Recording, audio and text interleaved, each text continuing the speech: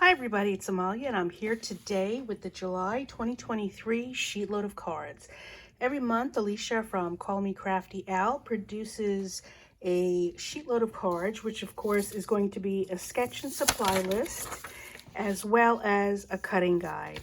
She gives you the dimensions and the cutting guide and all the supplies that you need to create the cards. For this month, we're creating 12 cards out of this one sheet load, and we're basically using two 12 by 12 sheets to make a sheet load. If you click on the hashtag in the title, or it's also going to be in the description, you'll see the hashtag SLCTJUL23 for the hashtag and hop that we're having for the collab team for the sheet load of cards. We took a break for the month of June and we're back now with the July sheet load of cards. So I took a different tact on this, and here's what I did. I basically, with this particular sheet load, you're cutting several pieces. You're going to cut, let's see, one piece was 1 by 5.5. Another piece, this one right here in the middle, was 1 by 5.5. And then this piece was going to be 1 3/4 by 5 1/4.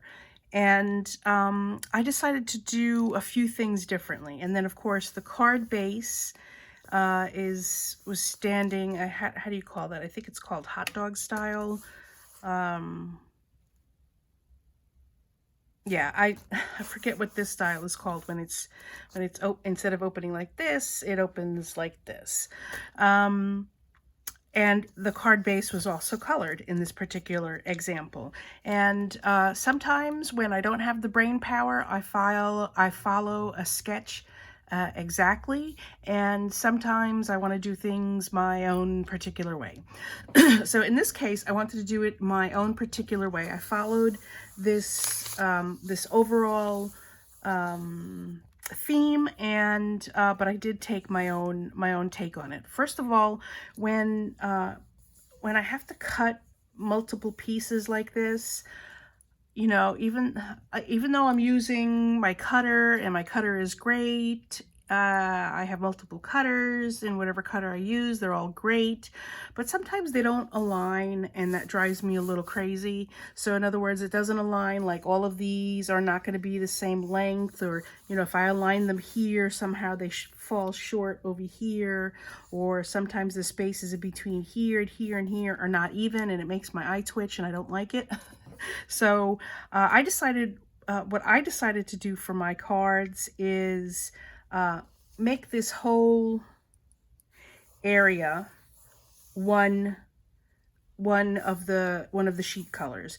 And so what I did was, and I'll show you the example in a second, my card bases are always going to be, almost always going to be pre-made and pre-cut cards and envelopes. So for example, these are from Joanne. This is Park Lane, 50 sets of cards and matching envelopes in the A2 size, and they are A2 size, 4 1/4 by 5.5. And so that was my card base, which is always going to be 4 1/4 by 5.5. And I took a matching color to make my mat, let's call it a mat, where the design paper sits on top. Again, I'll show you in a second. And then I took my design paper and put that on top. So let me write this out for you because I'm gonna confuse myself. Oh wait, I did it myself. Okay, so your card base is always going to be 4 1/2 by 5, sorry, 4 1/4 by 5.5. The mat, which I picked, was a coordinating color with the cardstock, goes to 4 by 5 1/4, so it's a 1/4 inch smaller, you know, all the way around.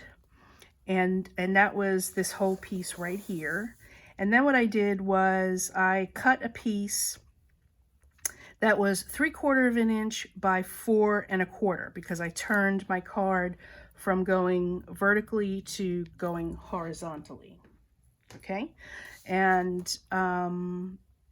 so then I cut a strip, and then I layered that strip onto a piece of cardstock that was going to be 1 inch by, it's still by 4 1/4, okay? So that's what I did. And I changed the size of this. It was still a rectangle, but I changed the size of that to accommodate what I was doing. And let me show you the card. So first, you all may know, if you follow me for a while, that right now I'm working through the Coral and Navy stack from DCWV. It has all of these beautiful papers in it, and that's what I've been working through. When I'm finished with this paper pad, when this is all done and completely used up, I will move on to a new paper pad. Here are my cards for the July 2023 sheet load of cards. So I made 12 of these, and I didn't keep them this way. I turned them horizontally, and I'm using a sentiment and a stamp from Riley & Company. And the sentiment is, take every birthday with a grain of salt. This works much better if the salt is accompanied by a margarita. So I love these stamps from Riley & Company. They're snarky, they're funny, they're thought-provoking with a little twist as well sometimes. And again, this is also an image from Riley & Company. The original image is 2 people. So a gentleman and a lady, and I think it's Marty and Mary. This one's Marty and this one's Mary. And this is the card with the whole image on it. And then what I did was I just stamped Mary sort of off the page. And since their heads are so close together, I had to cut Marty out like this. And I think I like it. I just like the way it looks. I think it's fine that it's only one person.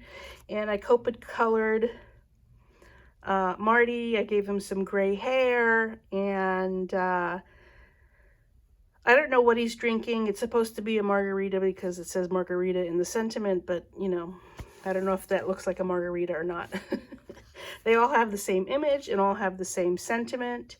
And again, I just did my own take on this instead of cutting the multiple strips of the design paper like that, which for me personally, they never come out even, or you know, I do something wrong, I'm sure it is. And I just wanted to do something, make it the same style, but easier for me. So I just cut out, here's the card, right? The card is going to be 4 1/4 by 5 1/2. Then I found a mat in a lovely yellow color from Stampin' Up. Then I placed my design paper, cut a 1/4 inch smaller than my mat. And then here's my sentiment with my image. And then there's that strip down the center that makes